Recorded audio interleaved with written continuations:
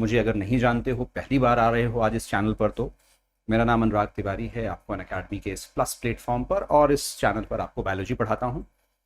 एक दो अच्छी चीज़ें ये हैं कि बस हम कुछ नया शुरू करने वाले हैं 2021 वाले बच्चों के लिए।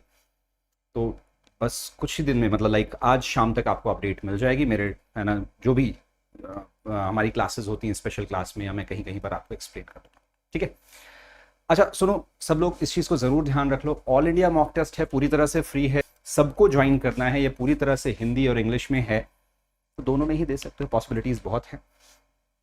डेट्स देख लो भाई, 28 तो पहला टेस्ट है, इसे एक आइडिया लग गया तुमको। इसके बाद 1st, 4th, 7th और 9th कोई भी टेस्ट है ना, छूटना नहीं चाहिए। रेफरल कोड आपको 80 सर डालना है, क्योंकि फ्री के लिए भी आपको रेफरल कोड की ज़रूरत पड़ती है। साथ साथ में आइकॉनिक में कुछ नए फीचर्स आए हैं, और जिसमें जिसमें आपके पास डाउट्स लेने का ऑप्शन है, टीचर से आप लाइव बात कर रहे हो, लाइव मेंटरिंग का ऑप्शन है, प्रिंटेड स्टडी नोट्स मिलते हैं, and the best thing is what, आपके प्लस के सारे बेनिफिट्स तो आपको मिल ही रहे, है ना। डन। तो बस मेहनत करेंगे, पॉसिबिलिटीज बनाएंगे और लगे रहेंगे। कुछ भी डाउट हो, स्लॉट कैसे बुक करते हैं, लाइव मेंटरशिप पर जाएंगे, मेन्यू में ऑप्शन आता है, सेशन टाइप अपना देखेंगे कि वर्बली बात करनी है, कैसे करना है, अपने सब्जेक्ट को पिक करेंगे, फिजिक्स, केमिस्ट्री या फिर बायोलॉजी, टाइम स्लॉट चेक करेंगे और अपना जो भी कंटेंट है उसमें डालेंगे कि सर इसमें पर्टिकुलर में हमें दिक्कत आ रही है और किस तरह से चीज़ें चल रही हैं। प्रिंटेड नोट्स आपको मिलते हैं आइकॉनिक में, and the best thing is आपके पास सारे बेनिफिट्स हैं ना, जितने भी प्लस के हैं। अच्छा सुनो, आप आइकॉनिक या फिर आप प्लस कोई सा भी सब्सक्रिप्शन ले सकते हो। आइकॉनिक में एक्स्ट्रा फीचर्स हैं, बट स्टिल देखो कितना नॉमिनल सा चार्ज है, सिर्फ और सिर्फ ये जो 49,000 दिखा रहा है ना, इसमें मेरा कोड यूज कर लेना, it will become 45,000। Physics, chemistry, biology के लिए 2 साल की फीस मात्र 45,000। रीजन और फायदा, अगर मैं एक सब्जेक्ट का देखूं तो 7.5, 7,500 रुपए में एक सब्जेक्ट पूरे साल पढ़ रहे हो 50 से ज्यादा एजुकेटर से। मुझे नहीं लगता इससे ज्यादा बेहतर अपॉर्चुनिटी और कहीं पर मिल पाएगी। किसी भी तरह की फाइनेंशियल असिस्टेंस चाहिए तो अनअकैडमी पर आप कॉल कर ले, है ना, मुझे बता दें, मेरी स्पेशल क्लासेस में बता दें, बहुत से ऑप्शंस हैं। बेस्ट एजुकेटर इंडिया के आपको अनअकैडमी पर पढ़ा रहे हैं, पूरी तरह से लाइव, इनसे आप इंटरेक्ट कर सकते हो, कोई भी क्वेरी पूछ सकते हो, है ना, तो बहुत सी चीजें यहाँ पर है। ठीक, और ये पूरा जो चैप्टर है, पूरा का पूरा चैप्टर, इसकी खास बात बताऊं, अगर ढंग से कंसेप्ट समझ गए तो कुछ और जरूरत नहीं पड़ेगी पढ़ने की ना, कुछ और भी जरूरत नहीं पड़ेगी। इस बात को समझेंगे, एंडोक्राइन सिस्टम का मतलब क्या हुआ, कोई भी डक्टलेस की बातें कर रहे हैं ना, डक्टलेस ग्लैंड, अगर डक्ट नहीं है, एक्सोक्राइन एक और वर्ड होता है, उसका मतलब होता है जिसके पास अपनी खुद की डक्ट हो, उसको बोलते हैं एक्सोक्राइन सिस्टम। वर्ड को याद रखेंगे, और बहुत इंपॉर्टेंट है ये बात, है ना, बहुत ही इंपॉर्टेंट है ये बात, क्लियर फॉर्म में याद रखें बच्चों। ठीक, एक जब मैं बिना किसी डक्ट के कोई भी चीज है उसको एंडोक्राइन बोलेंगे, और साथ में इसमें हार्मोन्स की भी बातें कर रहे हैं हम लोग। किसकी बात कर रहे हैं बच्चों, हार्मोन्स की भी बातें कर रहे हैं। और हार्मोन्स कभी भी बॉडी में, वर्ड को याद रखेंगे, ये नहीं कि एक गिलास हार्मोन पी लिया तो हमारी ताकत आ गई। हार्मोन न्यूट्रिशन नहीं देता, नॉन न्यूट्रिएंट केमिकल है। क्या वर्ड यूज किया, नॉन न्यूट्रिएंट केमिकल। अभी नोट करो बुक में, अभी बुक में मार्क कर लो कि हाँ ये चीज दे रखी है। एक बात, साथ साथ में इंटरसेलुलर मैसेंजर की भी तरह काम करते हैं। इसका मतलब क्या हुआ, एक सेल से दूसरे सेल के बीच में सिग्नल्स भेजने का काम, कि जो तुमको ये काम करना है, ये सिग्नल्स आपस में ट्रांसपोर्ट होते हैं, ट्रांसफर होते हैं, इसको बोलते हैं इंटरसेलुलर मैसेंजर। तो हार्मोन्स के कुछ काम आपको बता दिए, और साथ में हार्मोन्स न्यूट्रिशन नहीं प्रोवाइड करते, कभी भी इंटरसेलुलर मैसेंजर की तरह काम करते हैं, है ना, और बहुत ही स्मॉल अमाउंट में प्रोड्यूस होते हैं। क्या ये 1, 2, 3 पॉइंट्स आप हार्मोन्स के बारे में याद कर सकते हैं। और तीसरी बात, हार्मोन्स प्रोड्यूस कहां होते हैं, डक्टलेस ग्लैंड के फॉर्म में ना, एंडोक्राइन। मेरी बातें याद समझ में आ रही तुम लोगों को, यस और नो, मेरी वॉइस वगैरह आ रही है ठीक ठाक, हाँ जी, मेरी बातें याद, आवाज तो साफ दिख रही है ना, चलो परफेक्ट। जब इतनी बातें,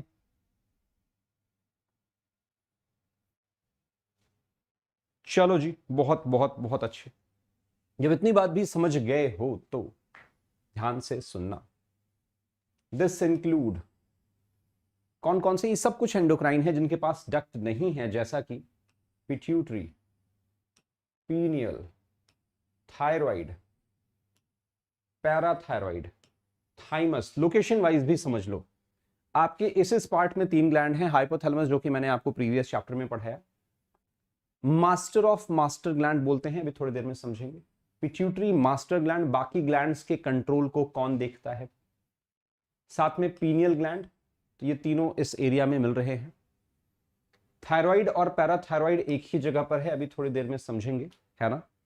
साथ में यहां पर चेस्ट वाले एरिया में, स्टर्नम के पास में थाइमस है, यहां पर पैंक्रियाज है, यहां पर एड्रेनलिन है ना, तो एड्रेनल ग्लैंड किडनी के जस्ट ऊपर। मेल्स में टेस्टिस है और फीमेल्स में ओवरी है। तो ये जो आपको 9 और 10 ग्लैंड दिख रहे हैं एंडोक्राइन ग्लैंड, इनसे बना है पूरा एंडोक्राइन ग्लैंड। और एंडोक्राइन ग्लैंड क्या होता है? डक्टलेस। क्या इतनी बातें क्लियर मैं मान लूं? इतनी बातें बच्चों क्लियर मान लो कि कोई कंफ्यूजन नहीं है। एक अच्छा समझो यहां तक कि जब बातें हमको समझ में आ रही हैं, तो जो हाइपोथैलेमस है, ध्यान से समझेंगे, जो हाइपोथैलेमस है, कंसेप्चुअली समझें। हाइपोथैलेमस आपको ये पता होना चाहिए कि आपके ब्रेन का पार्ट है, एक फोर ब्रेन का पार्ट है, और उसके अंदर बहुत से सेल्स होते हैं न्यूरॉन से बने हुए, that's why collectively called as neurosensory cells, और उनके ग्रुप को क्या बोलते हैं? न्यूक्लियाई। बहुत सा साइटॉन अगर सेंट्रल नर्वस सिस्टम में इकट्ठा है तो उसको हम हमेशा क्या बोलेंगे? न्यूक्लियाई। ये वर्ड याद रखेंगे। और अगर हम पेरिफेरल नर्वस सिस्टम की बातें करें तो उसको बोलते हैं क्या? गैंग्लियन। तो गैंग्लिया और न्यूक्लियाई में ये फर्क है कि न्यूक्लियाई हमेशा कहां मिलेगा बच्चों? आपको सेंट्रल नर्वस सिस्टम के अंदर जो ग्रुप ऑफ साइटॉन है उसको न्यूक्लियाई बोलते हैं। छोटा सा वर्ड है जो आपको याद रखना होगा। पहली बात, हाइपोथैलेमस कौन कौन से हॉर्मोन्स प्रोड्यूस करते हैं, है ना? हाइपोथैलेमस, तो वन इज रिलीजिंग हार्मोन। क्या वर्ड यूज किया? Releasing hormone. रिलीजिंग हार्मोन का सिर्फ और सिर्फ एक काम होता है, पिट्यूटरी में जाकर पिट्यूटरी से फर्दर कुछ रिलीज करवाना। पिट्यूटरी हार्मोन से कोई चीज सेक्रेट करवाना, वो हम समझेंगे। जैसे कि अच्छा, जितने भी पिट्यूटरी के हार्मोन है, छोटा सा ट्रिक बता रहा हूं, जितने भी पिट्यूटरी के हार्मोन हैं उनके आगे आर लगा दो। जैसे गोनाडोट्रोपिन हार्मोन, अब उसके आगे क्या लिखा दिया? Gonadotropin releasing hormone, RH. उसके आगे आरएच लगा दो, बस आपका बन गया वो हाइपोथैलेमस का हार्मोन। वो किसका हार्मोन बन गया बच्चों? हाइपोथैलेमस का हार्मोन बन गया। अच्छा, समझने वाली बात ये ध्यान से सुनना कि इस पूरे प्रोसेस में, है ना, इस पूरे प्रोसेस में जीएनआरएच स्टिमुलेट करवाता है किसका सेक्रेशन? गोनाडोट्रोपिन। और ये वही गोनाडोट्रोपिन है जिसको आप एफएसएच और एलएच बोला करते हो पिट्यूटरी में। याद है कुछ बातें? यस। अब समझने वाली बात और अच्छी ये है बच्चों, ध्यान से सुनना, काम की बात, कि पहली चीज तो रिलीजिंग हार्मोन प्रोड्यूस करवा रहा है ये, है ना। पहली बात तो ये याद रखेंगे कि ये रिलीजिंग हार्मोन प्रोड्यूस करवाता है, ठीक है, रिलीजिंग हार्मोन। दूसरा, ये इनहिबिटरी हार्मोन भी प्रोड्यूस करवाता है। क्या वर्ड यूज किया? इनहिबिटरी हार्मोन, वेरी इंपॉर्टेंट, ध्यान से समझेंगे। ये जो रिलीजिंग हार्मोन है इसने तो बाकियों से रिलीज करवाया, बट वो कब तक रिलीज हो? हमेशा ग्रोथ होती जाएगी, आदमी की लेंथ बढ़ती जा रही है, हाइट बढ़ती जा रही है, ऐसा तो नहीं ना। क्या होगा? इनहिबिट भी होगा कभी ना कभी कोई चीज, है ना, इनहिबिट भी होगा कभी ना कभी। इसको बोल रहे हैं क्या? Inhibitory hormone. आज की क्लास की या मेरी क्लास की सबसे खास बात आपको ये मिल जाएगी कि तुमको कोई लाइन अलग से नहीं पढ़ने की जरूरत होगी। जो पढ़ा दिया वो सिर्फ पढ़ा दिया, उसके बाहर कुछ नहीं पढ़ना है। ध्यान से सुन लो, ठीक है। एक तो इनहिबिटरी हार्मोन की जब आप बात कर रहे होते हैं, ध्यान से, तो inhibit secretion of pituitary hormone, inhibit what? Secretion of pituitary hormone. Very very very important, ध्यान से समझना। ग्रोथ हार्मोन है तो उसके लिए सोमैटोस्टैटिन होगा, वो स्लो डाउन, मतलब एक टाइम के बाद हमारी ग्रोथ रुक जाती है। देख रहे हो, सोमैटोस्टैटिन, है ना, ग्रोथ हार्मोन की सेक्रीशन को ब्लॉक करता है, रोकता है। कल कोई अपने आप में एक क्वेश्चन भी है कि सोमैटोस्टैटिन का बेसिक फंक्शन क्या है, आपको डायरेक्ट आंसर लिखना है based on this line, right. उसी तरह से ऑक्सीटोसिन और वैसोप्रेसिन दो हार्मोन्स और हैं। देखो नॉर्मली तो एक रिलीजिंग हार्मोन प्रोड्यूस करता है, और ये बहुत से हैं, सिर्फ जीएनआरएच नहीं और भी हैं। Thyroid stimulating releasing hormone TSH, जैसे पिट्यूटरी का होता है वैसे टीएसआरएच वो प्रोड्यूस करता है वो। तो ऐसे जितने भी रिलीजिंग हैं सब ये प्रोड्यूस करेगा, जितने भी इनहिबिटरी हैं सब ये प्रोड्यूस करेगा। साथ में ऑक्सीटोसिन और वैसोप्रेसिन ये दो हार्मोन एडिशनली सेक्रीट करता है, और इसकी खास बात क्या, यहां से सेक्रीट करके वो पोस्टीरियर पिट्यूटरी में लेकर आता है जहां ये स्टोर हो जाते हैं, और फर्दर ये इसको रिलीज कर देता है। तो दीज आर ट्रांसपोर्टेड एक्सोनली, एक्सोनली मतलब एक्सॉन से ट्रांसपोर्ट होते हैं और स्टोर हो जाएंगे पोस्टीरियर पिट्यूटरी में स्पेशली, और कहीं नहीं स्टोर हो रहे। तो ये मुझे लगता है कहानियां तुमको समझ में आ रही हैं। इसको बहुत अच्छा समझना है तो तुमको पिट्यूटरी को और अच्छा समझना होगा, जो कि ज्यादा इंपॉर्टेंट है। इसको अगर समझना है तो पिट्यूटरी वाले पार्ट को तुमको और बेहतर तरीके से समझना होगा। ध्यान से, ये जो पिट्यूटरी ग्लैंड है बच्चे, स्मॉलेस्ट एंडोक्राइन ग्लैंड है, पहली बात तो ये रट लो। और ये जिस जगह पर मिलती है, लाइक इस बात को समझेंगे, मान लो तुम्हारा ये ब्रेन है, मान लो ये तुम्हारा ब्रेन है, क्या हुआ, मान लो ये ब्रेन है, यहां हाइपोथैलेमस, जिस गड्ढे में बोनी सॉकेट में मिल रही है, सॉकेट क्या है वो जो भी कहो, जिस गड्ढे में मिल रही है उस गड्ढे का नाम है क्या, सेला टर्सिका। क्या वर्ड यूज किया बच्चों, सेला टर्सिका, ठीक। तो ये जो सेला टर्सिका की बातें हो रही हैं, यहीं पर वो मिलती है क्या, आपकी पिट्यूटरी ग्लैंड, इसी के अंदर सिचुएटेड है, राइट। एक बात clear, it is attached to hypothalamus by a stalk. ये जो लाइन गई है ना ये वाला, this part is known as stalk. ये पिट्यूटरी है वो हाइपोथैलेमस, और ये जो पतली सी पाइप साइड टाइप की दिख रही, this part is known as stalk. दो पार्ट होते हैं एंटीरियर पिट्यूटरी को एडेनो हाइपोफाइसिस, और पोस्टीरियर पिट्यूटरी को, है ना, न्यूरो हाइपोफाइसिस की बात कर रहे हैं यहां पर, है ना, न्यूरो हाइपोफाइसिस। दो पार्ट हैं, तो there are two parts of pituitary. हर एक का फंक्शन समझेंगे, काम बन जाएगा, अच्छे से बनेगा। सिर्फ एंटीरियर पिट्यूटरी जो आगे वाले पार्ट की बात कर रहे हैं, और पीछे वाला क्या, पोस्टीरियर पिट्यूटरी। आगे वाले पार्ट का नाम क्या है, एडिनो हाइपोफाइसिस, पीछे वाले पार्ट का नाम क्या है ना, न्यूरो हाइपोफाइसिस। तो ये न्यूरॉन से कनेक्टेड है इसलिए न्यूरो हाइपोफाइसिस, आगे वाला एडिनो हाइपोफाइसिस। एक खास बात बच्चों और भी है, आपकी पिट्यूटरी में जैसे मेढक है, फ्रॉग, एम्फीबियंस, इन सब में ना बीच में भी एक पार्ट होता है, उसको बोलते हैं मिडिल लोब। क्या वर्ड यूज किया, मिडिल लोब, वेरी इंपॉर्टेंट, बहुत कंसेप्चुअल चीजें बता रहा हूं। जो मिडिल लोब है ये हमारे एंटीरियर के साथ में फ्यूज होता है मैमल्स में, जैसे कि हम, बट बाकी ऑर्गेनिज्म में ऐसा नहीं होता।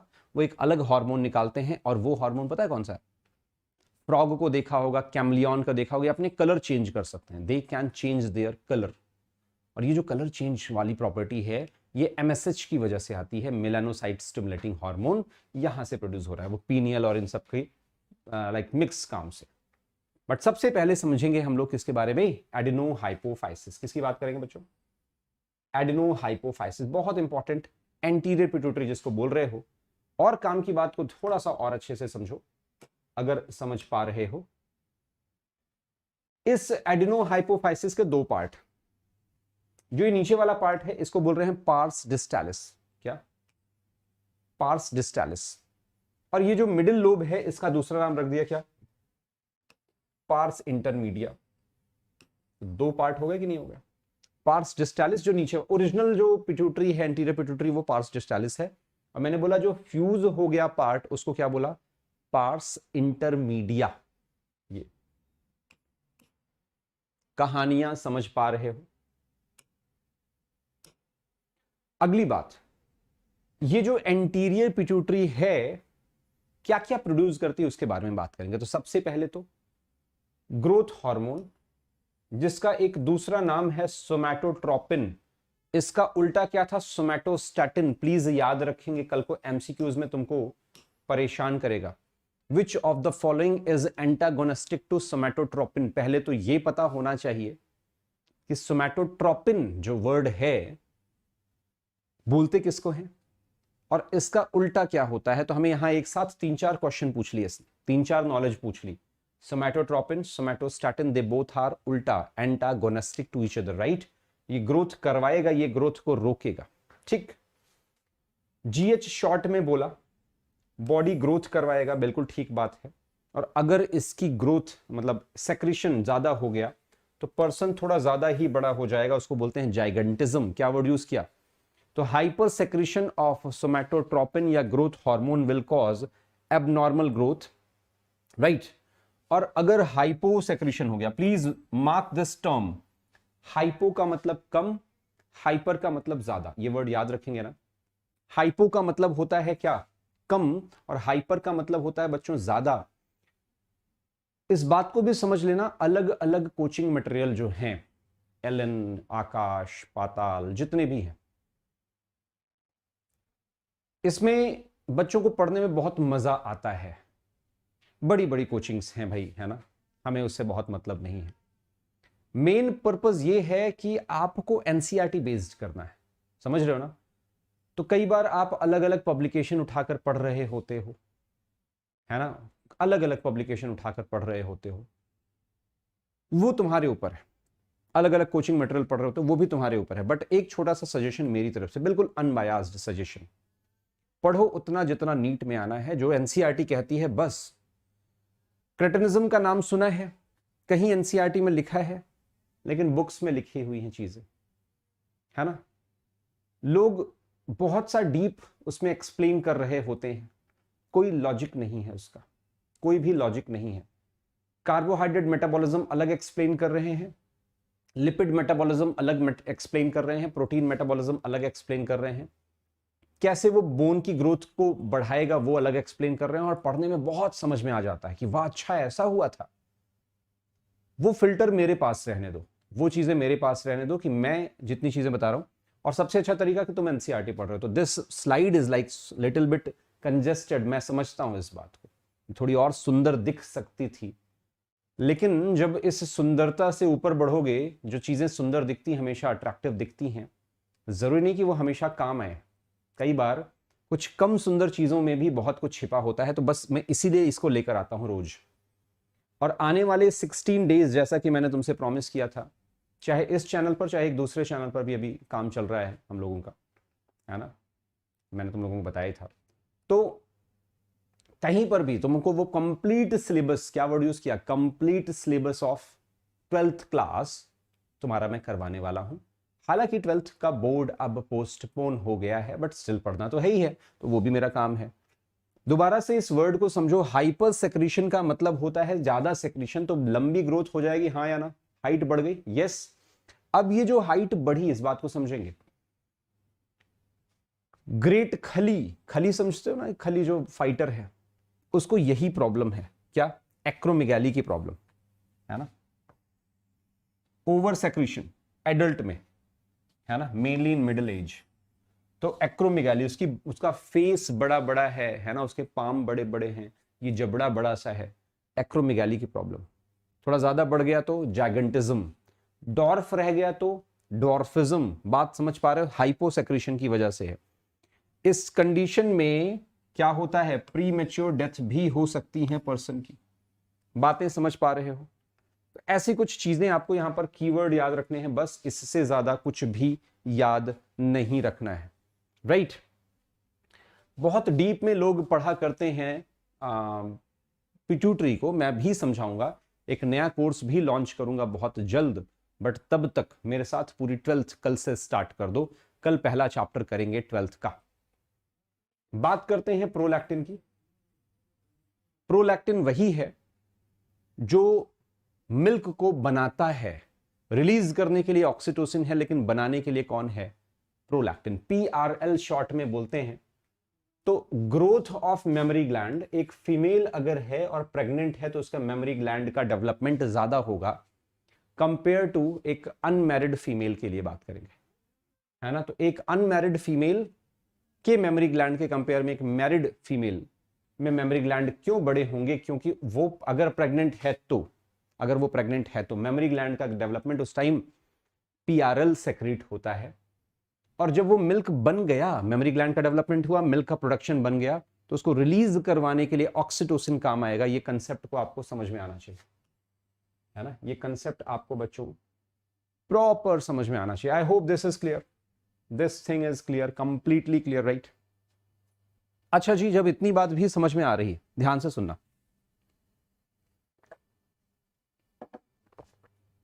तो थायराइड ग्लैंड को स्टिमुलेट करवाएगा ताकि वहां से थायरॉक्सिन हार्मोन प्रोड्यूस हो पाए।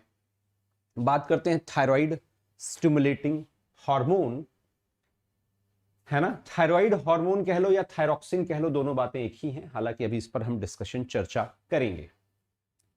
आपका जो एड्रिनल ग्लैंड है, और वो भी cortex, adrenal cortex, adrenal gland kidney के ऊपर पाया जाता है, थोड़ा सा ट्रायंगुलर शेप का होता है, और बाहरी एरिया को कॉर्टेक्स बोलते हैं, अंदरूनी एरिया को मेडुला बोलते हैं।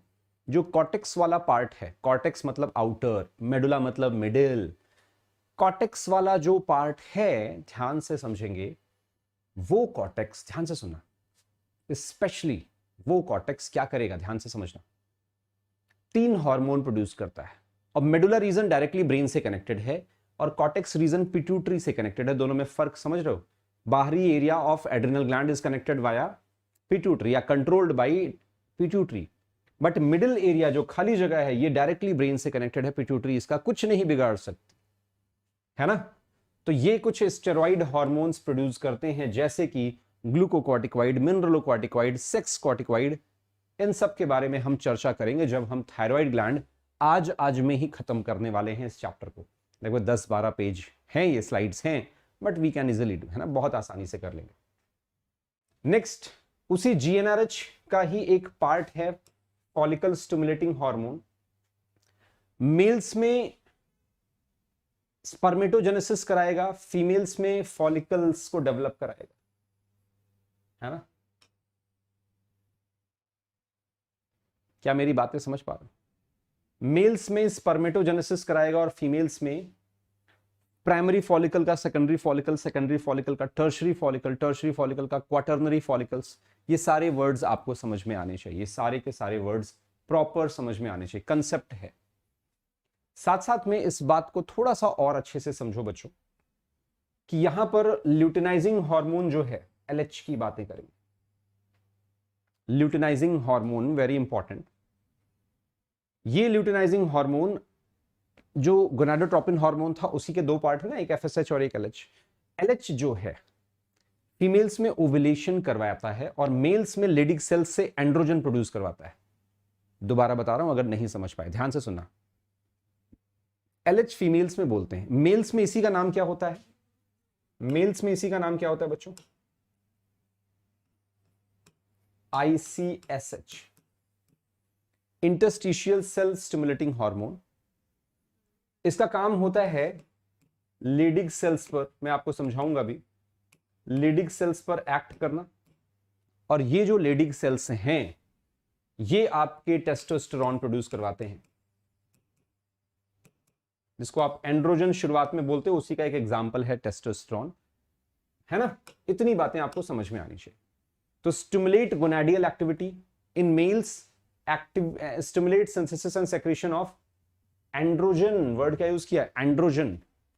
और फीमेल्स में ओव्यूलेशन करवाते हैं, पहला काम। और दूसरा काम क्या, जैसे ही ओवा रिलीज हो गए, कॉर्पस ल्यूटियम को मेंटेन करवाते हैं, कॉर्पस ल्यूटियम को बच्चों मेंटेन करवाते हैं। तो there are 2 functions of LH in females, ova release करवाना और साथ में कॉर्पस ल्यूटियम को मेंटेन करना। क्यों? ताकि ये प्रोजेस्टेरॉन को रिलीज करता रहे। इतनी बातें सब बच्चों को समझ में आ रही हैं या नहीं आ रही अभी तक? यस और नो?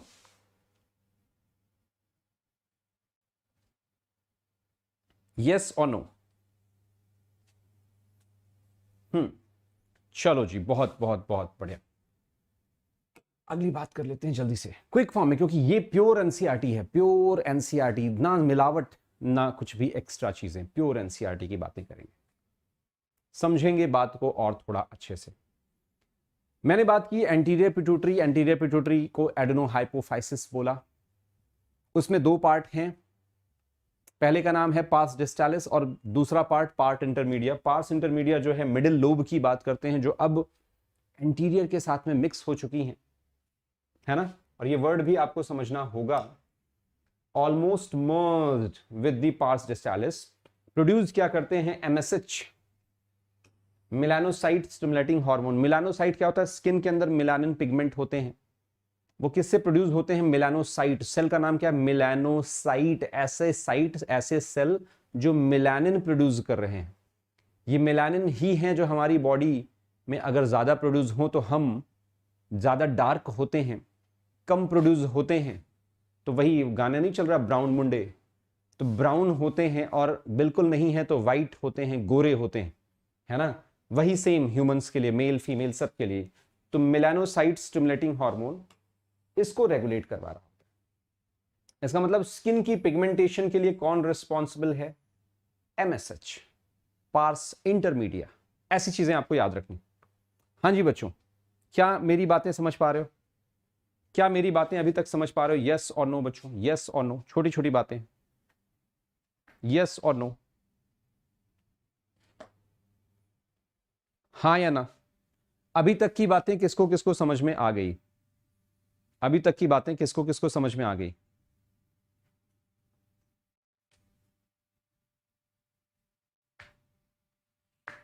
अच्छा, अंशिका दूसरे नंबर से आई हुई है, ठीक है, कोई दिक्कत नहीं।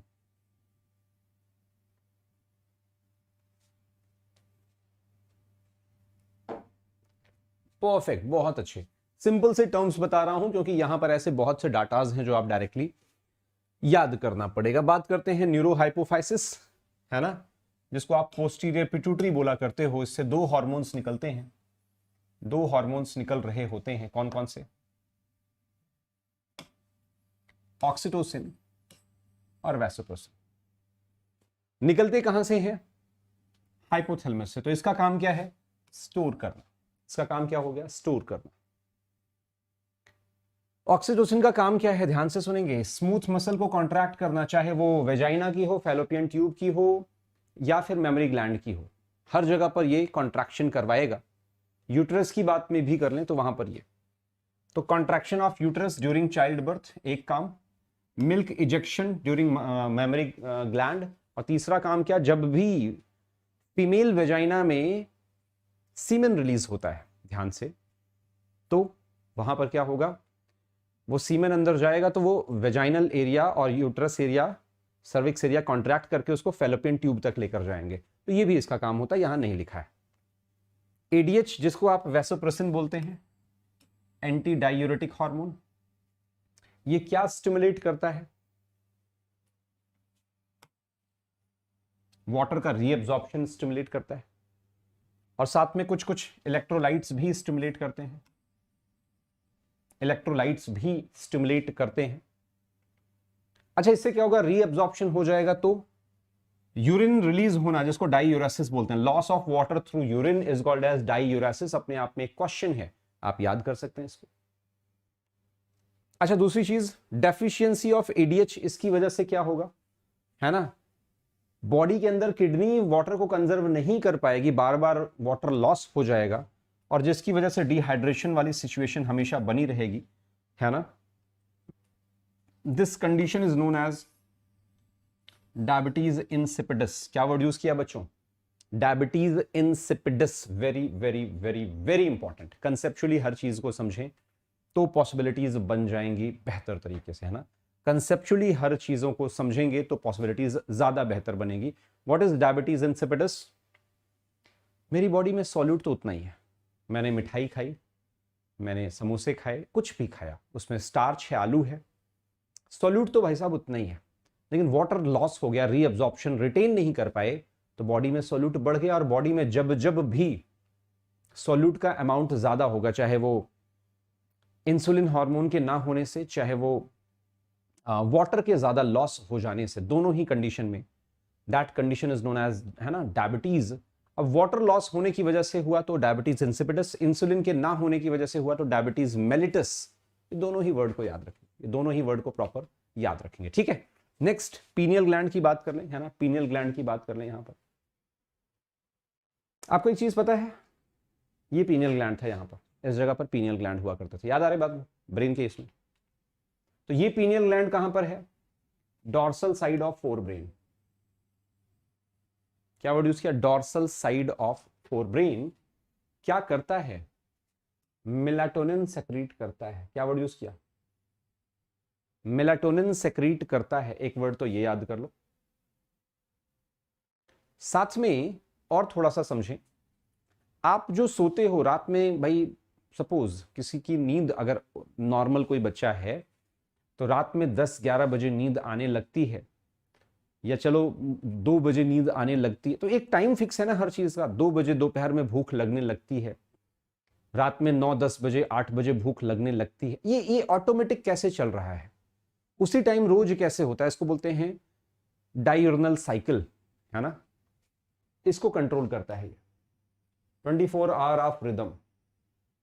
कितने बजे सोते हो, कितने बजे उठते हो, अगर एक नॉर्मल पर्सन हो तो वो भी कंट्रोल कौन करेगा? यही।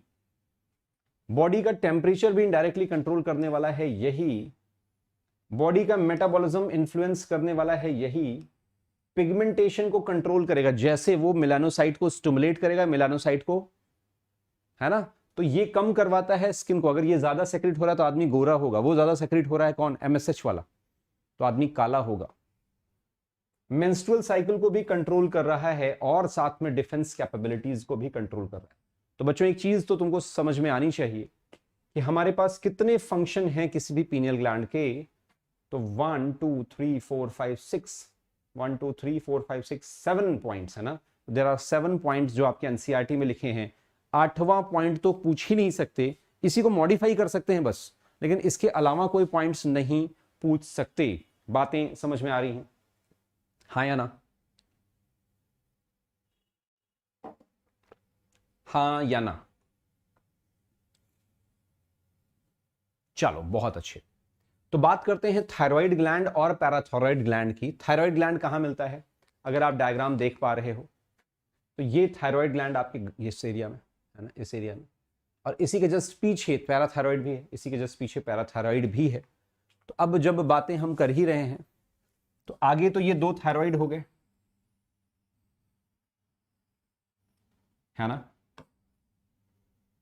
और पीछे क्या हो गया? पैराथायराइड हो गया, पैराथायराइड हो गया।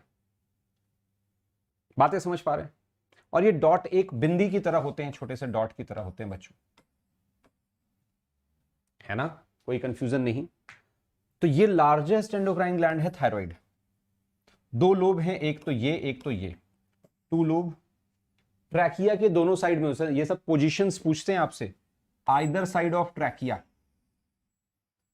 क्या वर्ड यूज किया? Either side of trachea, very important. इन दोनों लोब के बीच में जो कनेक्शन है, ये जो कनेक्शन आपको दिख रहा है, इसको बोलते हैं क्या? इस्थमस, जो कि एक कनेक्टिव टिश्यू है। इसको क्या बोलते हैं? ये एक कनेक्टिव टिश्यू, इसको हमने इस्थमस वर्ड यूज किया। और इसके अंदर देखो छोटे छोटे, आपको देखो ऐसे ऐसे ऐसे छोटे छोटे से फॉलिकल्स दिख रहे हैं, ये छोटे छोटे से फॉलिकल्स। तो it is made up of follicles, और फॉलिकल्स के साथ साथ में कुछ सब्सटेंस है चिपचिपे फॉर्म में, स्ट्रोमल टिश्यू भी बोला। तो आपसे क्वेश्चन पूछेंगे थायराइड ग्लैंड किन चीजों से बनता है? फॉलिकल्स और फॉलिकल्स के साथ में स्ट्रोमल टिश्यू, ये 2 चीजें हैं जो आपको याद रखनी है। ये जो फॉलिकुलर सेल्स हैं बच्चों, ये जो फॉलिकुलर सेल्स हैं, एक छोटा सा फंडा तुमको सिखाता हूं यहां पर अलग से लिखकर। आपने जब भी खाना खाया तो उसमें पोटेशियम आयोडाइड होता है, उसमें, है ना, ये टायरोसिन की बात कर ले, है ना, किसकी बात कर ले? टायरोसिन अमाइनो एसिड होता है, ये मिलकर बनाएंगे T1। T1 का फुल फॉर्म होता है मोनो आयोडो टायरोसिन। क्या मेरी बात समझ पा रहे हो? यहां पर देखो एक बार लिखा क्या मैंने। एक आयोडीन और टायरोसिन, एक अमाइनो एसिड, आयोडीन और अमाइनो एसिड मिलकर बनाते हैं T1। अच्छा, 2 T1 मिलकर बना लेंगे क्या? 2 T1 मिलकर बना लेंगे T2। एक T1 प्लस एक T2 मिलकर बना लेंगे T3, ट्राई आइडो टायरोसिन के फॉर्म में। और 2 T2 मिलकर बना लेंगे T4। तो ये बहुत सा आयोडीन और बहुत सा टायरोसिन अमाइनो एसिड जब आपस में मिल जाए और थोड़ा कॉम्प्लेक्स स्ट्रक्चर बना ले, और वो फाइनली T3 और T4 मिलकर बने। T3 कितना? 20%, और T4 कितना? 80%। ये दोनों मिल जाएं तब इसी को बना बोलते हैं क्या, थायरॉक्सिन। तो ये जो थायराइड ग्लैंड का हार्मोन है वो कहीं ना कहीं आयोडीन से बनता है और टायरोसिन अमाइनो एसिड से बनता है। उसके डिफरेंट रेशियोज हैं, तुम्हारा सिलेबस नहीं है, स्टिल मैंने इसको सिंपल लैंग्वेज में समझा दिया। तुम्हारी एनसीईआरटी में एक छोटी सी बात दे रखी है, इसलिए मैंने एक्सप्लेन करना ज्यादा अच्छा समझा। इन्होंने बोला कि T4 और T3 के कॉम्बिनेशन से बनता है थायरॉक्सिन। मैंने उसी को एक्सप्लेन कर दिया। हालांकि ये नहीं याद करोगे तो काम चलेगा, दौड़ेगा। याद रखेंगे, thyroxine are formed by T3 and T4। अभी कंसेप्ट तो नहीं भूलोगे। They are formed by what, T3 and T4। बहुत सिंपल सी बात, बहुत ही सिंपल सी बात है बच्चों। ठीक, चलो जी, इतनी बातें समझ गए तो इनके फंक्शंस की बात करें बच्चों, इनके फंक्शंस की बात करें।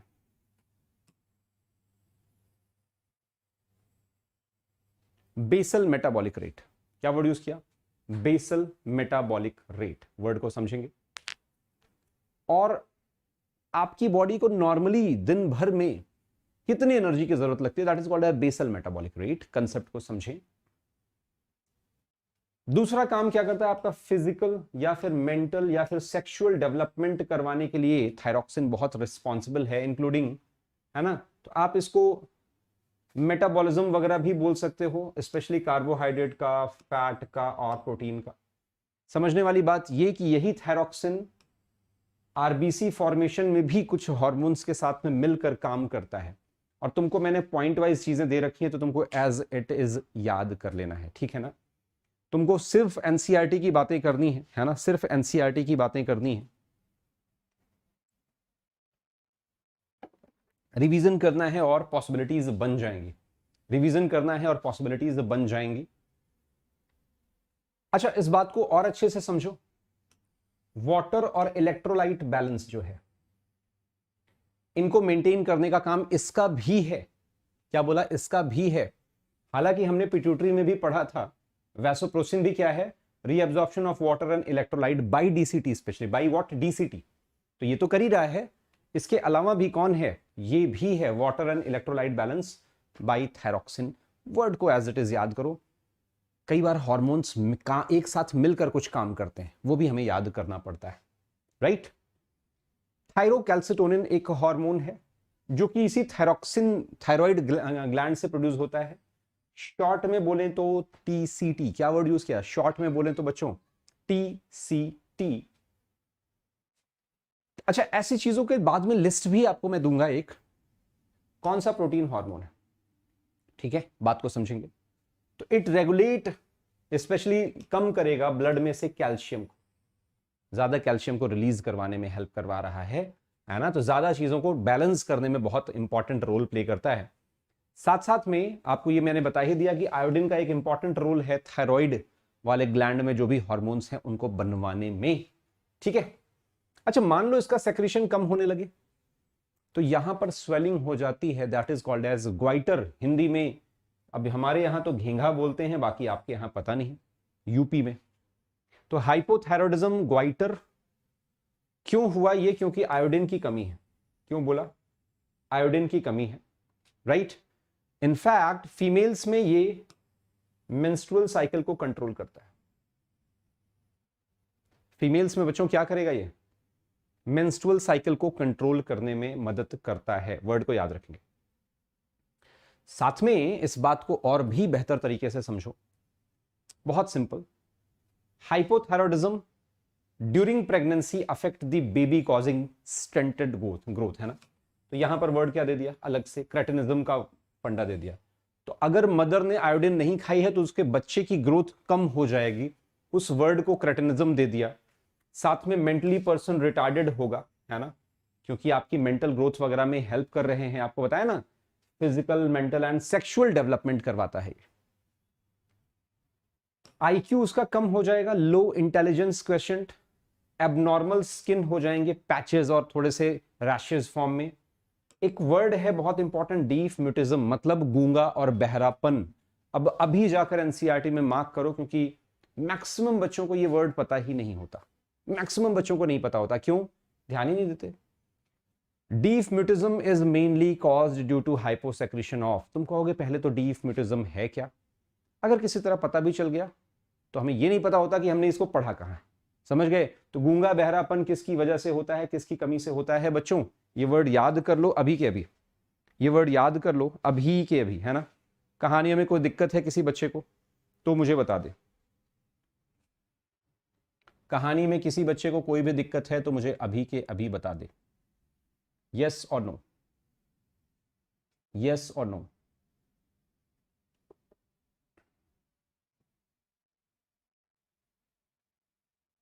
चलो कुछ बच्चों को समझ में आ गया, वीरेंद्र, यंशिका है ना, हाँ ठीक है,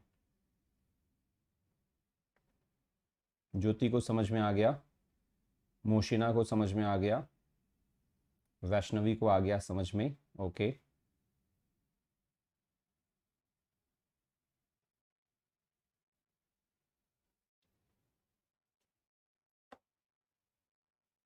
चलो जी,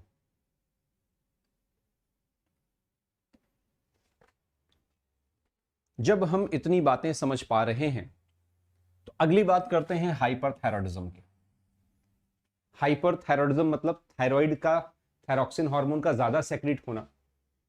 इसकी वजह से इस बात को समझें कि कई बार एक्सेस में नोड्यूल फॉर्म हो जाते हैं और कैंसर कॉज कर देता है ना, that will cause what, cancer, sorry.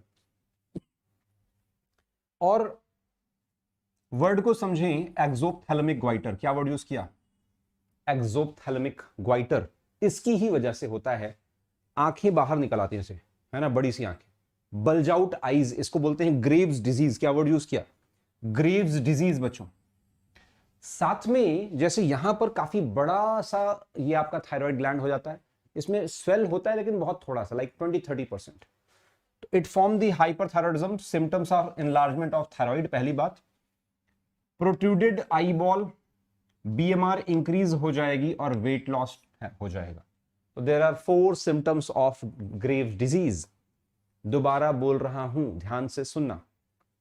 Question आता है नीट में, मान लो enlargement of that gland, protruded eyes, increased BMR and weight loss is the feature of which disease? तो आपको लिखना पड़ेगा क्या, ग्रेव्स डिजीज। बातें समझ में आ रही हैं क्या? इतनी बातें बच्चों समझ में आ रही हैं?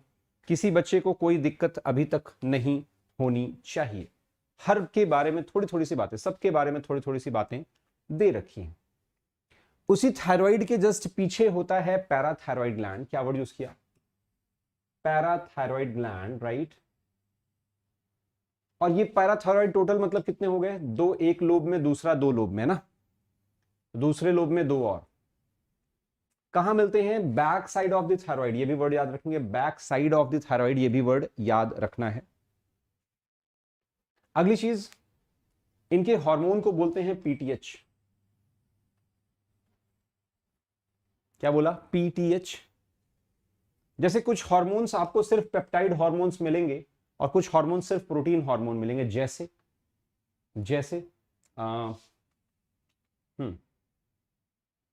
मैं आपको दिखाता हूं, अभी बहुत सी चीजें हम लोगों ने पढ़ी। जितने पिट्यूटरी के हार्मोन्स हैं वो सब कुछ प्रोटीनियस हार्मोन है ना, प्रोटीन से बने हुए हार्मोन्स हैं।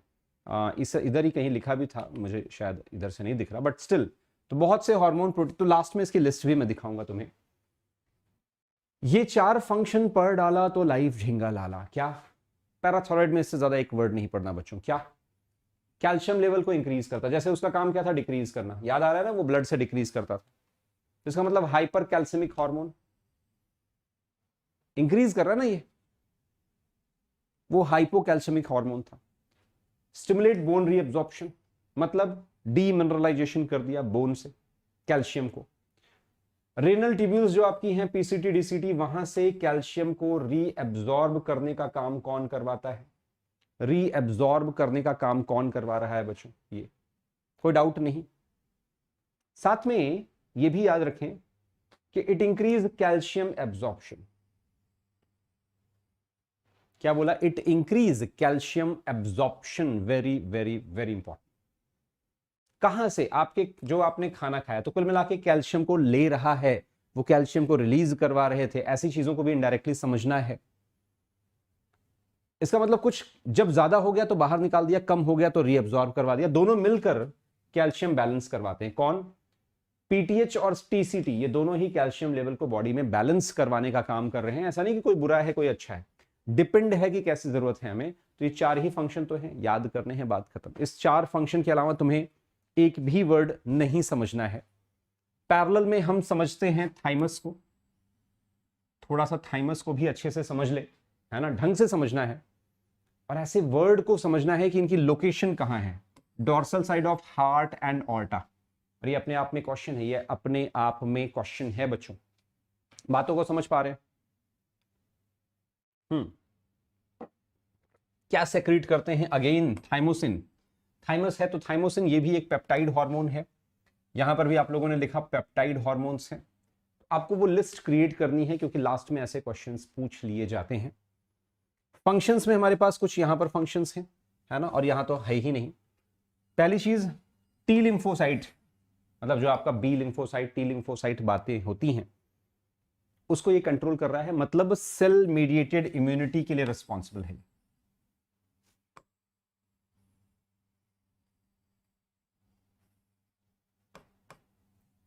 सेल मीडिएटेड इम्यूनिटी के लिए रिस्पॉन्सिबल है ये, एक बात तो ये याद कर लो। दूसरा, it promote production of antibody, it promote production of antibody, है ना, याद रखेंगे। तो इनडायरेक्टली ये ह्यूमोरल इम्यूनिटी के लिए, ह्यूमोरल वाला जो बी सेल्स है उसके लिए एंटीबॉडी प्रमोट करवाने में हेल्प करता है। ये वर्ड याद रखें। जब जब जैसे जैसे एज बढ़ती जाती है, कम होता जाता है, इसका मतलब एज बढ़ने के साथ में आपकी जो है इम्यूनिटी कम हो जाएगी। तो ओल्ड एज पर्सन्स में देखो कोई भी ऑर्गन ट्रांसप्लांटेशन और ऐसी चीजें रेयरली करते हैं हम ना। सो थाइमोसिन क्योंकि वहां पर सेक्रेशन कम हो जाता है, क्यों? क्योंकि ये डीजनरेट होने लगते हैं ओल्ड एज के साथ में, तो इसकी वजह से इम्यूनिटी की क्या हो जाती है, पर्सन की वीक हो जाती है। दैट्स इट, बस इतना ही याद रखना है यार। एक वर्ड नहीं समझना एक्स्ट्रा, इससे ज्यादा दिमाग नहीं लगाना, बस फंडे को क्लियर करते जाओ कि हो क्या रहा है, ठीक है। यहां पर हम बात करेंगे एड्रिनल ग्लैंड की यहां पे, और ये एड्रिनल मेडुला की बातें हैं। थोड़ा सा यार, कुछ है नहीं ज्यादा। टोटल कितने? 10 ग्लैंड ही तो हैं। 10 ग्लैंड को मक्खन की तरह करेंगे आप मजे से अभी, है ना। अभी मैंने बताया एड्रिनल मतलब बाहर वाला एरिया एड्रिनल कॉर्टेक्स, अंदर वाला एड्रिनल मेडुला। अंदर वाला बच्चों क्या है? Adrenal medulla. जो एड्रिनल कॉर्टेक्स है, राइट, ध्यान से सुनना, इसमें 3 लेयर्स हैं। अगर मैं इसको कट करूं, है ना, इसको मैं यहां से यहां तक कट करूं, सिंपल शब्दों में समझना। अगर मैं इसको यहां से यहां तक कट करूं तो इसमें 3 लेयर्स हैं। ध्यान से सुनेंगे ना। Inner is what? Zona reticularis, सबसे अंदर वाली लेयर जो है उसका नाम क्या रख दिया? Zona reticularis. मिडिल वाले को क्या बोला? जोना फैसिकुलेटा। और सबसे बाहर वाली लेयर का नाम रखा क्या? जोना ग्लोमेरुलोसा, जो कि ये 3 हार्मोन्स प्रोड्यूस करते हैं, ग्लूकोकॉर्टिकॉइड, मिनरलोकॉर्टिकॉइड और सेक्स कॉर्टिकॉइड। इन तीनों के नाम हैं। इसको आप एंड्रोजेनिक कॉर्टिकॉइड भी बोल सकते हैं। इसका मतलब तीनों को ही हमने कलेक्टिवली क्या बोल दिया? Corticoid hormone. बने किससे हैं? फैट लिपिड से बने हैं, इसलिए इसको स्टेरॉइड हार्मोन्स भी बोलते हैं बच्चों, ठीक है। ग्लूकोकॉर्टिकॉइड के एग्जांपल में सबसे हिट एग्जांपल क्या है? कॉर्टिसोल। काम क्या है इसका? ग्लूको नाम से ही समझ में आ रहा है, कार्बोहाइड्रेट के मेटाबॉलिज्म को कंट्रोल कर रहा है। वन शॉट में खत्म करो ना, इसके बाद रिवीजन करेंगे। एक प्लान क्रिएट करते हैं कि व्हाट टू डू नेक्स्ट। अगर नीट सीधे है, बोर्ड्स को पोस्टपोन कर दिया है, जिसका सीधा इफेक्ट नीट पर जाएगा, तो what will be the next plan? हमारा नया प्लान क्या होना चाहिए? कैसे अपने सिलेक्शन की इन चीजों को इंश्योर करना होगा, ये तो हमें देखना होगा ना। तो एक राउंड रिवीजन खत्म करते हैं इस मंथ में और प्लान करते हैं। पढ़ना नहीं रोकना। पता चले प्लान बनाने के चक्कर में हमने प्लान बना लिया कि 1 मई से अब पढ़ना शुरू करेंगे, अब 10 दिन थोड़ा सा प्लान करके दिमाग को रिफ्रेश कर लेते हैं। इस गलत फहमी में मत पढ़ लेना। तो रिफ्रेश जैसा सिस्टम होता नहीं यार, बस रेगुलर पढ़ो, रूटीन फॉलो करो, अपने आप रिफ्रेश फील करोगे। मैं तुम्हारे साथ कितने दिनों से रेगुलर हूं ऑन जो है अनअकैडमी का जो स्पेशल क्लास है, या फिर प्लस की क्लास है, या फिर यूट्यूब है। तो कौन सी रिफ्रेशमेंट की जरूरत पड़ती है कि जी आज थक गए हैं? थकना जैसा कुछ होता नहीं। आपको जब काम में मजा आने लगे तो आप कभी भी थकते नहीं हो, ठीक है ना बच्चों? ओके, तो involve in carbohydrate metabolism first. Gluconeogenesis, मान लो तुम्हारी बॉडी में कोई फैट है, समझना, फैट स्टोर हो गया तो उसको बाद में उसको ग्लूकोज में कन्वर्ट करने का काम कौन करेगा? यही तो करेगा। ग्लूकोनियोजेनेसिस मतलब नॉन कार्बोहाइड्रेट सब्सटेंस को कार्बोहाइड्रेट में कन्वर्ट करने का काम कौन करता है? यही करता है बच्चों। लिपिड को ब्रेक डाउन करने का काम कौन करता है? लाइपोलाइसिस का काम कौन करता है? यही तो करता है कौन? ग्लूकोकॉर्टिकॉइड। एंड सेकेंड थिंग, इसको एज इट इज याद करना है, बिल्कुल बिना गलती के, बिल्कुल बिना गलती के। प्रोटियोलाइसिस, क्या वर्ड यूज किया? प्रोटियोलाइसिस, ये वर्ड याद रखेंगे। अगली चीज ध्यान से सुने, है ना, अगली चीज, सेलुलर अपटेक और यूटिलाइजेशन ऑफ एमाइनो एसिड को रोकता है। क्या बोला? एमाइनो एसिड को अंदर आने से रोकेगा। जब जरूरत पड़ती है तब चाहिए ना, ये नहीं कि हमेशा। तो cellular uptake and utilisation of amino acid को इनहिबिट भी करेगा कौन? ये glucocorticoid, specially cortisol. Cardiovascular system, जो आपका हार्ट बीट वगैरह है, किडनी फंक्शन, इसको भी कंट्रोल करने के लिए ये रिस्पॉन्सिबल है। ये वर्ड याद रखेंगे। अच्छा, साथ में आरबीसी प्रोडक्शन में भी स्टिमुलेट करवा रहा है ना, आरबीसी प्रोडक्शन को भी स्टिमुलेट करवा रहा है। इसका मतलब वन, तो ये हो गया। आरबीसी प्रोडक्शन में और कौन रोल प्ले करता था? अगर आपको याद हो, यहीं कहीं आरबीसी फॉर्मेशन, थायरॉक्सिन। क्वेश्चन पूछ लिया विच ऑफ द फॉलोइंग, तुमको कनेक्ट करना आना चाहिए। जैसे मैं कनेक्ट कर रहा हूं तुम्हारे लिए, क्या तुम हर चीज को कनेक्ट कर पा रहे हो? आरबीसी के फॉर्मेशन में कौन कौन रोल प्ले करता है? तो पहला तो थायरॉक्सिन हो गया। बुक के ऊपर अभी लिख लो और मुझे बताओ कि लिख लिया कि नहीं लिख लिया। अभी के अभी नोट्स लिखो अपने एनसीईआरटी में, अलग से क्या लिखोगे? RBC formation is can be done by thyroxine hormone, है ना, ग्लूकोकॉर्टिकॉइड, और यहीं कहीं पर आपका वो होगा क्या? किडनी वाला, एरिथ्रोपोइटिन वाला सिस्टम ना। किडनी, ये भी आरबीसी फॉर्मेशन का ही दूसरा नाम है, एरिथ्रोपोइटिन। तो देयर आर थ्री थिंग्स जो आरबीसी बनाते हैं। लिख लिया या नहीं लिखा, या जल्दी से बताओ। इसको ऐसे अलग से लिख लिया करो। डन डन डन, है ना, डन। हाँ सर, लिख लिया, ठीक है, अंशिका ने लिख लिया। Okay, perfect. ऐसे चीजों को कंबाइन करना सीखो ना यार, कंबाइन करना सीखो, कुछ भी ज्यादा है नहीं। अच्छा, प्रोड्यूस एंटी इंफ्लामेटरी रिएक्शन, क्या वर्ड यूज किया? एंटी इंफ्लामेटरी रिएक्शन की बातें कर रहे हैं, कंसेप्ट को समझेंगे। और सप्रेस करते हैं क्या? इम्यून रिस्पॉन्स को सप्रेस करेंगे क्या बच्चों? इम्यून रिस्पॉन्स को यहां पर सप्रेस कर रहे हैं। जब भी कभी इन्फ्लामेशन हो जाता है, इसका इंजेक्शन लेते हैं तो इम्यून सिस्टम सप्रेस हो जाता है। कई बार ऑर्गन ट्रांसप्लांटेशन में भी इसका इंजेक्शन दिया जाता है, तो बहुत सी सर्जरी वगैरह में इसका इंजेक्शन दिया जाता है। तो ये एक इम्यून सिस्टम को रोकने वाला, सप्रेस करने वाली चीजें हैं, एक जो यूज होती है एज ए मेडिसिन। काम की बात सुनो। दूसरा हार्मोन जो रिलीज होता है उसका नाम है मिनरलोकॉर्टिकॉइड, जिसमें मेनली एल्डोस्टेरॉन है। मिनरल्स को कंट्रोल करता है आपकी बॉडी में, जैसे वाटर और इलेक्ट्रोलाइट का रीअब्जॉर्प्शन। अभी हमने पढ़ा भी था, ईडीएच वैसोप्रेसिन की बात की, यहां पर भी पढ़ लिया, और यहीं कहीं और भी था, है ना, वाटर एंड इलेक्ट्रोलाइट की बातें हमने की थी। अब वो अब नहीं मिलेगा दोबारा, क्योंकि ढूंढने पर एकदम से मिलती नहीं है चीजें, फिर तुमको अदरवाइज दिखाता, है ना। तो वैसोप्रेसिन में नहीं, जैसे reabsorption and water and electrolyte, यही तो बातें हुई थी एक। और दूसरा किधर गया? इधर ही था, हाँ, वाटर एंड इलेक्ट्रोलाइट बैलेंस, ठीक है। और तीसरा क्या हो गया? Water and electrolyte balance. तो आप देख रहे हो ना, कई चीजें कई तरह से काम कर रही, कई बार काम कर रही अलग अलग जगहों पर। तुमको कंबाइंड करना है हर चीज को। Water and electrolyte balance can be controlled by, RBC formation can be controlled by. ऐसे क्वेश्चंस आते हैं, 3-4 ऑप्शंस आते हैं, और तुम्हारा favourite answer all of them. हमेशा सही भी नहीं होता, तो try to manage those things, उनको कलेक्ट करो। पढ़ने के तरीके हजार हैं, ठीक है। अच्छा, अगली बात कर लेते हैं, ऑस्मोटिक प्रेशर और बैलेंस। ये ब्लड प्रेशर, इन सबको कंट्रोल कर रहा है। सोडियम और वाटर को रेनल ट्यूब्यूल से रीअब्जॉर्ब भी करवाता है, और एक्सक्रीट करवाएगा पोटेशियम और ये फॉस्फेट आयन। पोटेशियम और फॉस्फेट को एक्सक्रीट कराएगा, एज इट इज याद करोगे, कोई कंफ्यूजन नहीं होनी चाहिए। एंड्रोजेनिक कॉर्टिकॉइड्स की बात कर रहे हैं। एंड्रोजेनिक, एंड्रोजन का मतलब क्या होता है? टेस्टोस्टेरॉन, है ना, ऐसी चीजें, ये आपके हेयर ग्रोथ बॉडी में, या प्यूबिक हेयर्स जो जेनाइटल ऑर्गन्स हैं उनके ऊपर जो ग्रोथ होती हैं, या फिर फेस पर जो हेयर ग्रोथ है वो ड्यूरिंग प्यूबर्टी ग्रो करवाती हैं। तो मतलब बॉडी में हेयर ग्रोथ का रिस्पॉन्सिबिलिटी किसकी है? एंड्रोजेनिक कॉर्टिकॉइड्स की। एक बात, अगर इसकी चीजें कम हो जाएं, मतलब ये कार्बोहाइड्रेट वाली चीजें कम हो जाएं, तो पर्सन को वीकनेस होगी, फटीग होगी, और जिसको हम बोलते हैं एडिशंस डिजीज। तो एडिशंस डिजीज किसकी वजह से हो रही है? डेफिशिएंसी ऑफ दिस डिजीज, है ना, will cause Addison's disease. Glucocorticoid की कमी की वजह से, है ना, ग्लूकोज की कमी की वजह से वीकनेस होगी, एनर्जी तो बन नहीं रही, एनर्जी नहीं बन रही तो पर्सन फटीग फील करेगा, उसको एडिशंस डिजीज बोल रहे हैं। क्या तुम्हें एड्रिनल ग्लैंड समझ में आ रहा है थोड़ा बहुत बच्चों? यस और नो? एड्रिनल ग्लैंड क्या समझ में आ रहा है?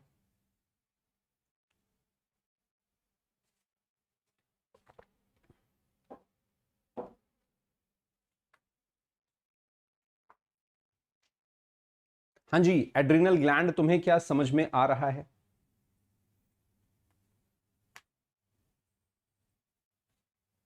बेटा डीफ म्यूटिज्म पारस बच्चे में होगा, जो नया बच्चा पैदा हुआ है उसके अंदर होगा, है ना, मां नहीं, मतलब वो इनिशियली फॉर्म में हो जाती हैं। और कोई क्वेश्चन है अभी तक? कोई और छोटा मोटा क्वेश्चन हो तो पूछ लिया करो यार ना। पारस, मुझे मिल गया तुम्हारा क्वेश्चन।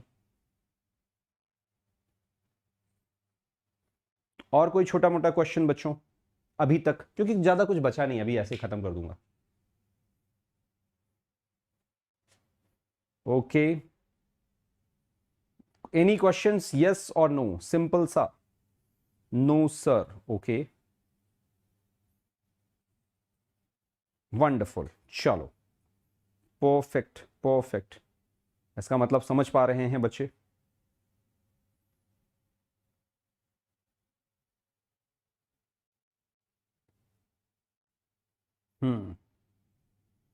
ठीक है, डन डन डन, परफेक्ट। तो काम की आगे बातें करते हैं। एड्रिनल मेडुला आपको पता है ये डायरेक्टली ब्रेन से कनेक्टेड है। किससे कनेक्टेड है बच्चे? हाँ जी, ब्रेन से कनेक्टेड है, न्यूरॉन से कनेक्टेड है, और ऐसे जो एक्टिव एमाइंस होते हैं उनको बोलते हैं कैटेकोलामाइन। एक्टिव एमाइंस की बात कर रहे हैं, उसको क्या बोलते हैं बच्चों? कैटेकोलामाइन। जैसे कि epinephrine and nor epinephrine.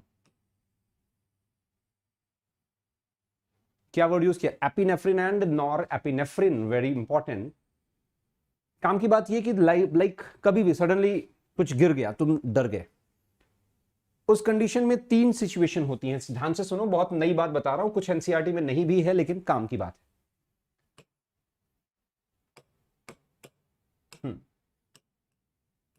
Fight, आप किसी सिचुएशन में अलर्ट हो जाते हो, हाँ भाई क्यों क्यों ऐसे क्यों कर रहे हो? सपोज लड़ाई होती है ना कई बार, हाँ भाई धक्का कैसे लगा, मतलब वो जो लड़ने वाली सिचुएशन है, फाइट, उस टाइम आपकी एनर्जी डबल हो जाती है। ऐसा करें, हाँ भाई क्यों लड़ाई कर रहे हो? उस कंडीशन को लड़ाई कहते हैं क्या? उसमें लड़ाई हो सकती है क्या? पॉसिबल ही नहीं। इस जब हाइपर वाले फॉर्म में आओगे, that is called as fight situation. उस टाइम ये सेक्रेट हो रहा होता है, इसी वजह से तुम हाइपर जाते हो, ब्लड सर्कुलेशन बढ़ जाता है। दूसरा फ्राइट, है ना, डरना, फ्राइटेंडेड, डर गए, उस टाइम भी हार्ट बीट तेज हो गई। तीसरे की भी बात करें, फ्लाइट, भाई अपने से नहीं होगा, निकल ले। मान लो पीछे कुत्ता पड़ गया, रास्ते में जा रहे हो, कुत्ता पड़ गया पीछे, अब आप भाग रहे हो, आपकी बॉडी में रिलीज ना हो तो ब्लड सर्कुलेशन तेजी से बढ़े ना, और आप नॉर्मल, हाँ भाई कुत्ते तुम आ रहे हो आओ ना, मतलब बॉडी एक्टिव ही नहीं है, डर लग भी रहा है तो भाग ही नहीं पा रहे। क्यों? क्योंकि बॉडी में एनर्जी नहीं है। अब वो एनर्जी कौन लेकर आता है? इनडायरेक्टली ब्लड सर्कुलेशन को बढ़ा देगा। इसको कलेक्टिवली इसलिए क्या बोला? Emergency hormone. क्या बोला? Emergency hormone. एक और इंटरेस्टिंग चीज बताता हूं तुम्हें, ध्यान से देखा जाए तो इसको बोलते हैं स्ट्रेस हार्मोन ना। इन सब तीनों को स्ट्रेस हार्मोन भी बोल दिया, इमरजेंसी हार्मोन और स्ट्रेस में रिलीज होने वाला हार्मोन। पिछला वाला देखें तो ये शुगर से रिलेटेड है, ये सॉल्ट से रिलेटेड है और ये सेक्स से रिलेटेड है। तो शुगर, सॉल्ट मेटाबॉलिज्म, सोडियम वगैरह, और सेक्स हार्मोन्स को कंट्रोल करने वाला। तो इनडायरेक्टली अगर सिर्फ और सिर्फ एड्रिनल मेडुला की बात करें तो इसको बोलते हैं क्या, इसको स्पेशली इमरजेंसी हार्मोन प्रोड्यूस करता है। बट एड्रिनल ग्लैंड जो पूरा है, मेडुला और कॉर्टेक्स दोनों मिलाकर 4S ग्लैंड बोलते हैं। ये वर्ड याद करेंगे, एनसीईआरटी में नहीं है, ना ही नीट में आएगा, नॉलेज के लिए बता रहा हूं, कुछ जगहों पर मैं बताता हूं, उनको आप देख सकते हो। अलर्टनेस बढ़ाते हैं, प्यूपिलरी डायलेशन बढ़ाते हैं, आंखें ऐसे चौड़ी होगी। अच्छा ऐसा, that is this. Piloerection, रोंगटे खड़े हो जाना, है ना। Rising of hair, sweating, heartbeat, heart contraction, respiratory rate का बढ़ना, ग्लाइकोजेनोलाइसिस, ग्लाइकोजन का ब्रेक होकर ग्लूकोज का अमाउंट बढ़ा देना, ये भी इसी का काम है। लाइपोलाइसिस, लिपिड को ब्रेक करना और प्रोटीन को ब्रेक करना, ये सब कुछ किसका काम है, एड्रिनल मेडुला। सर इतनी आसानी से आपने कह दिया, क्या इससे क्वेश्चन बनेगा? यहां से क्वेश्चन बनेगा, ग्लाइकोजेनोलाइसिस इज डन बाई, तुम कहोगे ग्लाइकोजेनोलाइसिस, चलो ग्लूकोकॉर्टिकॉइड चिपका देते हैं, वो अलग है, ये अलग है, समझ पा रहे हो। इनडायरेक्टली दोनों काम लगभग एक जैसे हैं, थोड़े से फर्क के साथ में, लेकिन सुनने में एक जैसा लगता है। तो आपको एग्जैक्ट याद करना है कि कौन सा वर्ड किस ग्लैंड के साथ में एनसीईआरटी में लिखा है। ये जब अचीव कर लोगे तब मानकर चलो कि तुम सिलेक्शन के थोड़े से और करीब आ चुके हो। अगली बात करते हैं पैंक्रियाज की। और पैंक्रियाज अगर तुम्हें याद है, मैंने तुमको पढ़ाया भी हुआ है, तो पैंक्रियाज अगर ये है तो इसके बीच बीच में कुछ आइसलेट्स होते हैं, सेल्स के ग्रुप होते हैं, इनको बोलते हैं क्या, आइसलेट्स ऑफ लैंगरहैंस। क्या वर्ड यूज किया बच्चों, islets of Langerhans, very important. और ये एक तरह से एक्सोक्राइन और एंडोक्राइन ग्लैंड दोनों की तरह है, क्योंकि ये पार्ट तो एंडोक्राइन है, बाकी का जो एरिया है उसको बोलते हैं एक्टिनी। उनको क्या बोलते हैं बच्चों, एक्टिनी, वेरी वेरी इंपॉर्टेंट। तो एक्टिनी इज एक्सोक्राइन पार्ट, ये वाला पार्ट क्या है, एंडोक्राइन विदाउट डक्ट। इसके लिए तो पैंक्रियाटिक डक्ट है दो, एसेसरी और मेन। अच्छा, साथ में 1 to 2% ऑफ पैंक्रियाटिक टिश्यू की बात करें, 1 to 2% of what, pancreatic tissue की बात कर रहे हैं।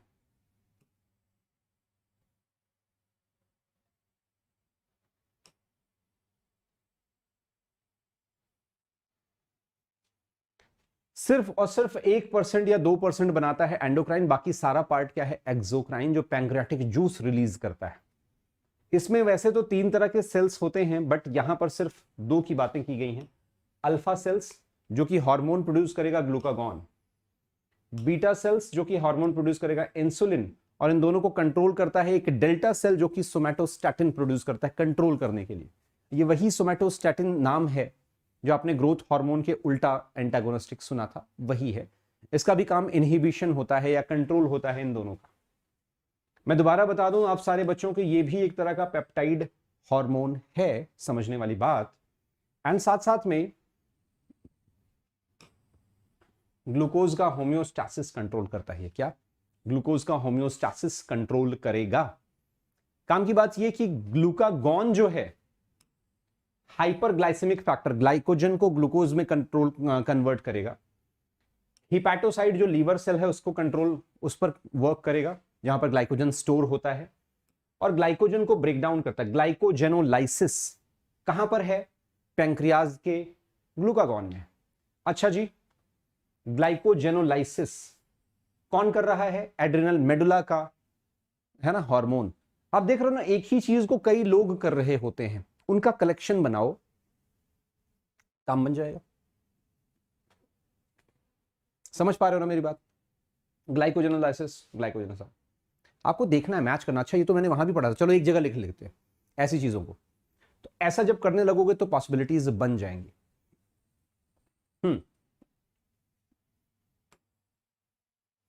Hyperglycaemia, gluconeogenesis, gluconeogenesis very important. नया glucose formation without carbohydrate product like fat से, लिपिड से, उन सब को बनाना, ग्लाइकोनियोजेनेसिस, पीछे भी हमने पढ़ा था, है ना। और साथ में रिड्यूस करेगा फर्दर ग्लूकोज के अपटेक को और यूटिलाइजेशन को। तो ये कुछ फंक्शंस हैं इसके डायरेक्ट। इंसुलिन की बात करें, इसको बोलते हैं हाइपोग्लाइसेमिक फैक्टर। ग्लूकोज है तो उसको ग्लाइकोजन में कन्वर्ट कर देगा, इसलिए ग्लूकोज का अमाउंट कम हो जाएगा। अगर ग्लूकोज का अमाउंट कम हो गया बच्चों तो हाइपो हो गया। वर्ड क्या यूज किया? हाइपो। अगेन हिपैटोसाइट पर एक्ट करेगा, एडिपोसाइट पर एक्ट करेगा और ग्लूकोज अपटेक और यूटिलाइजेशन को बढ़ा देगा। ठीक है, अच्छा, इसकी वजह से ग्लूकोज का लेवल कम हो जाएगा, हाइपोग्लाइसीमिया। ये इसका काम क्या होता है? हाइपरग्लाइसीमिया। देखो यहां पर हाइपरग्लाइसीमिया। ग्लाइकोजेनेसिस करवाता है, मतलब ग्लाइकोजन को कन्वर्ट करेगा किसमें, है ना। तो ग्लाइकोजेनेसिस मतलब ग्लूकोज को कन्वर्ट करेगा ग्लाइकोजन में, स्टोर करवा देगा। एक चीज और ये, और मान लो ग्लूकोज का अमाउंट कम है, मान लो ग्लूकोज का अमाउंट कम है बॉडी में, इस बात को समझेंगे। मान लो बहुत ज्यादा, तो कम है तो वो तो ठीक है, लेकिन मान लो बॉडी में इंसुलिन की अमाउंट की कमी हो गई तो ग्लूकोज का अमाउंट बढ़ जाएगा, हाइपरग्लाइसेमिक कंडीशन हो जाएगी। और ज्यादा हाइपरग्लाइसेमिक कंडीशन होगा तो उस पर्सन को क्या बोलते हैं? Diabetes mellitus. क्या वर्ड यूज किया? Diabetes mellitus. Very very important. और ये इंसुलिन थेरेपी से ठीक भी हो सकता है, वो जो इंजेक्शन लगाते हैं वो आपको वर्ड याद होना चाहिए। I hope this is clear to everyone. Last में टेस्टिस और गोनाड्स की बातें करेंगे, ये और ये 2 पेजेस और हैं जो हमको प्रॉपर यहां पर समझने हैं, ठीक है ना। ये 2 पेजेस और हैं। टेस्टिस के बारे में मैंने आपको रिप्रोडक्टिव हेल्थ और ह्यूमन रिप्रोडक्शन में समझा रखा है।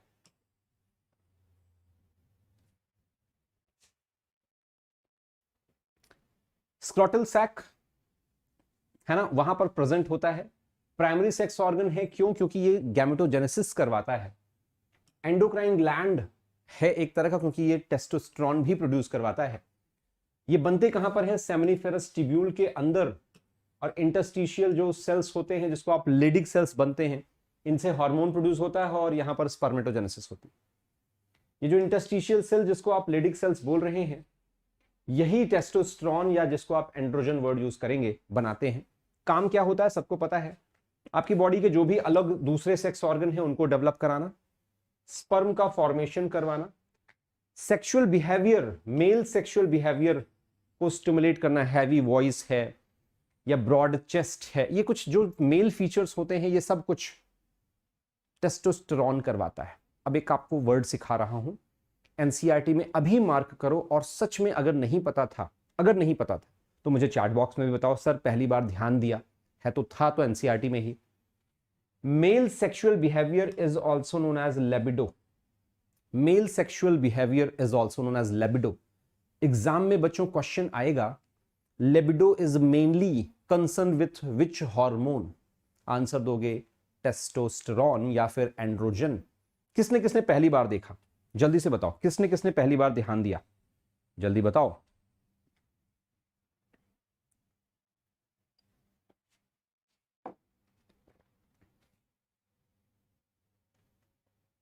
वंडरफुल। चलो, तो अब जब हम बात कर रहे हैं मसल की ग्रोथ, हेयर्स की growth, aggressiveness is the male hormone problem. गुस्सा जो आता है वो मेल हार्मोन है। लो पिच वॉइस, ये भी मेल हार्मोन की चीजें हैं।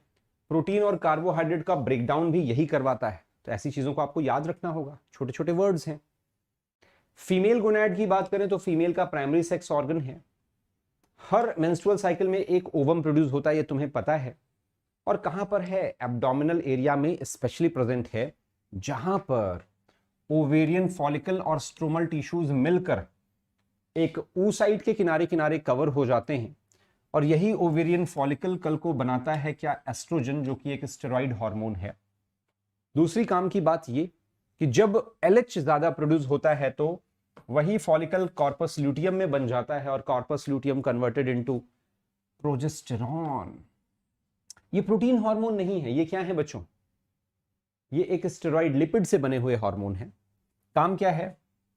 फीमेल सेक्स ऑर्गन के सेकेंडरी सेक्स ऑर्गन को डेवलप कराना, ओवेरियन फॉलिकल और मेमोरी ग्लैंड का डेवलपमेंट भी यही कराते हैं। Secondary sexual character like female की जो पतली वॉइस होती है उसको बोलते हैं high pitch voice, right. High pitch voice, ये थोड़ा सा अजीब है कि पतली आवाज को हाई पिच बोलते हैं और हैवी वॉइस को लो पिच वॉइस बोलते हैं, राइट। और जो फीमेल सेक्सुअल बिहेवियर है it is done by this, female sexual behaviour is done by this. और साथ साथ में तो एस्ट्रोजन का फंक्शन है, प्रोजेस्टेरॉन का काम क्या है, एंडोमेट्रियम वॉल को होल्ड करके रखना। दूसरा काम एल्विलाई जहां से मिल्क स्टोर होता है, मेमोरी ग्लैंड जो है वहां से, या मिल्क सेक्रेशन, इन सबको स्टिमुलेट करवाने का भी काम प्रोजेस्टेरॉन का है। क्या तुम्हें ग्लैंड्स एक क्विक रिवीजन के फॉर्म में बच्चों समझ में आ रहे हैं? क्योंकि done, this is the complete thing जो आपको समझ में आनी चाहिए। हार्मोन्स दो तरह के होते हैं, एक पेप्टाइड हार्मोन और दूसरा स्टेरॉइड हार्मोन या लिपिड हार्मोन्स, आप जो भी कहें। क्या इतनी बातें मैं मान सकता हूं हर बच्चे की कि हाँ तुम्हें समझ में आ रही हैं चीजें? यस और नो, यस और नो, हाँ या ना बच्चों?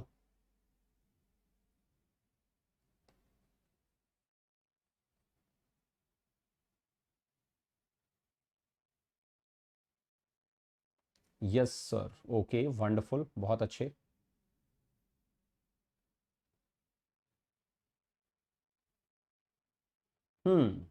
ठीक है, बहुत ही बेहतर, बहुत ही अच्छे। तो जब हम कहानियां इतने अच्छे से समझ पा रहे हैं, है ना, कहानियां जब प्रॉपरली समझ पा ही रहे हैं, तो आखिरी बात भी समझ ही लेते हैं, है ना।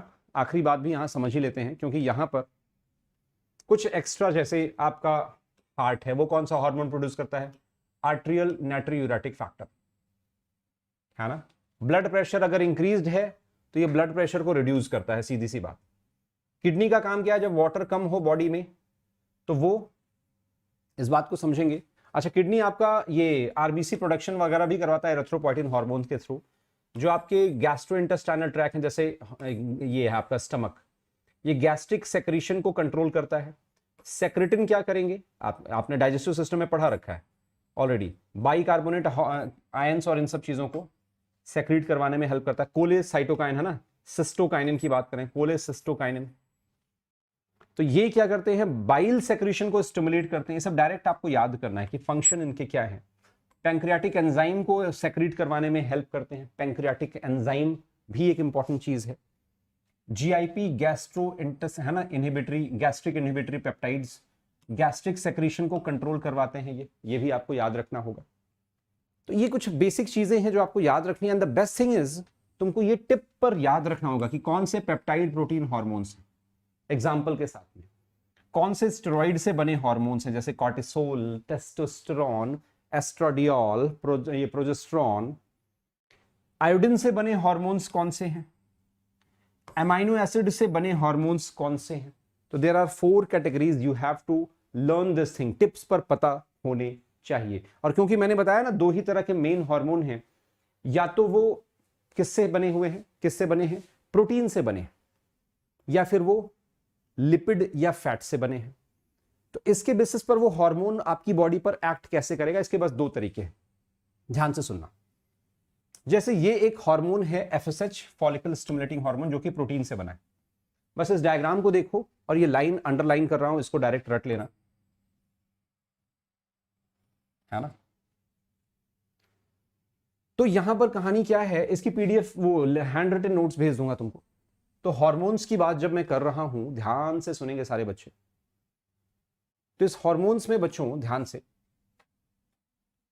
ओवेरियन मेम्ब्रेन है, ये हार्मोन को अंदर जाने के लिए, क्योंकि ये लिपिड है और ये प्रोटीन है, दोनों अलग हैं, तो दे नीड एक्स्ट्रा रिसेप्टर, इसको बोलते हैं हार्मोन रिसेप्टर कॉम्प्लेक्स बन जाना।